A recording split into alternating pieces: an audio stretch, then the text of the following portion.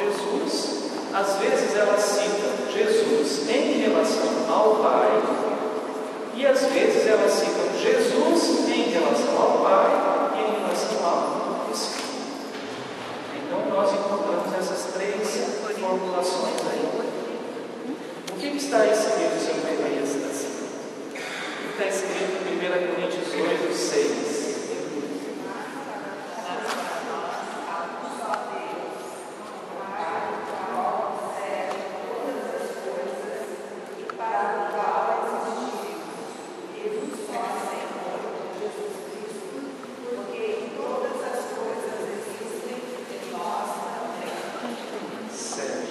Alguém pode repetir aqui na frente do microfone?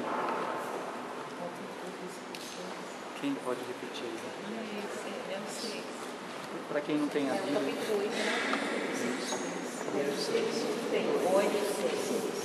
Contudo, para nós existe um só Deus, o Pai.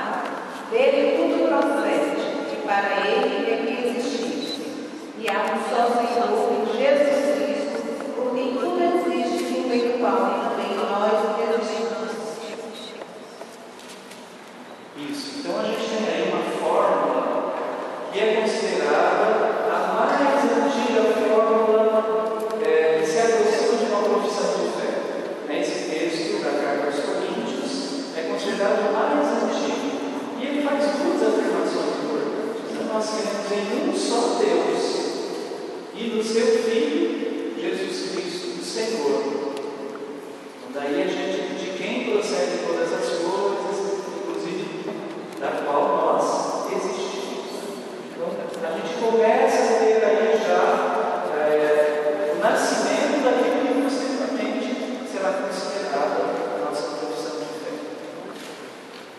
Então isso é um exemplo, né? Só um exemplo que como a gente tem essas fórmulas todas espalhadas aí dentro do Novo Testamento. Bom, algumas coisas assim, mais informação. Então, o símbolo apostólico ele vai aparecer pela primeira vez no ano 390. A primeira vez que é citada essa expressão, né, os símbolos dos apóstolos, vai ser um texto, né, de um Papa no ano 390. Então a gente sabe que mais ou menos pelos fins do século II ou século III é que a profissão de fé apostólica ela vai nascer. O texto atual que nós usamos, ele aparece pela primeira vez em sua configuração completa numa obra chamada, não sei porque eu vou falar isso, mas depois vocês dão uma pesquisada aí, se chama Scarabsus. Olha o nome. Scarabsus.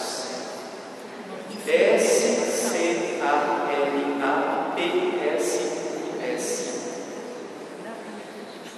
De um tal de Pirmínio. Se alguém está esperando filho, neto, eu sugiro esse Pirmínio. Aí quando ele é criança, ele vai chamar de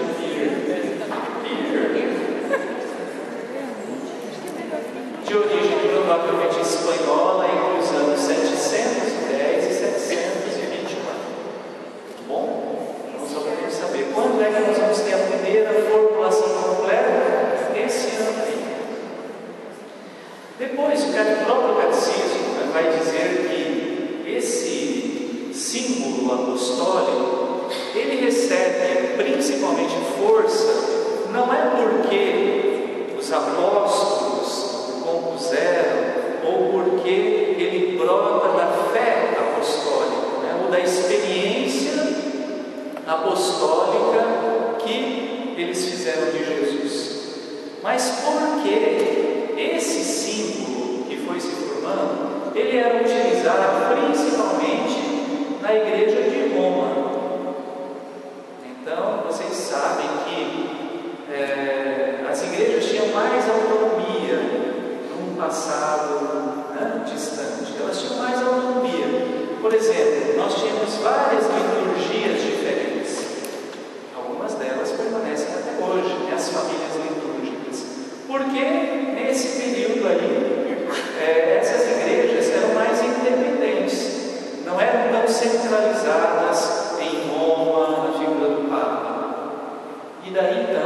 a maior liberdade de expressar-se, seja através da liturgia ou até através de determinados formulários.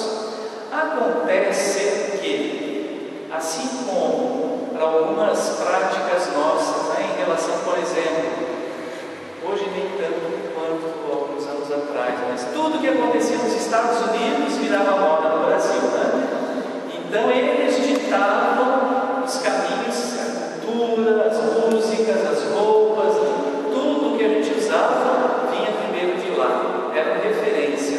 Assim acontecia com as igrejas. Roma era sempre referência. E se usava em Roma, então é porque fazia sucesso. Vamos usar nas outras também. Brincando, não exagerando. Mas é porque lá estava uma figura importantíssima. Quem que era? Papa. Antes de Papa ainda, vou botar um nome nesse Papa.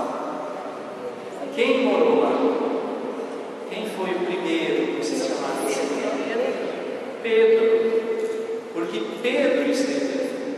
Pedro, que é a pedra fundamental.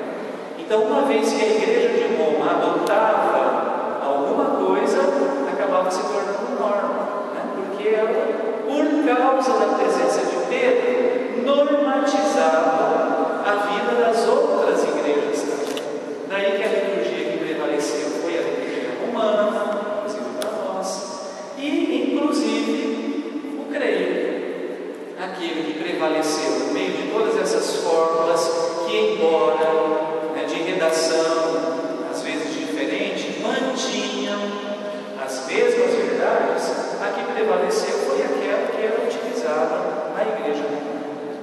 Por isso era chamado de símbolo apostólico, não porque tivesse nascido lá de um momento meio fantástico assim, da descida do Espírito para os apóstolos, mas porque ela nasceu na igreja onde estava o apóstolo mais importante aí, que era Pedro.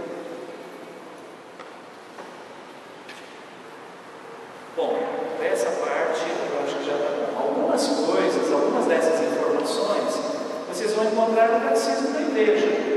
Logo nos primeiros artigos do Catecismo, ele faz uma introdução sobre isso, uma parte histórica,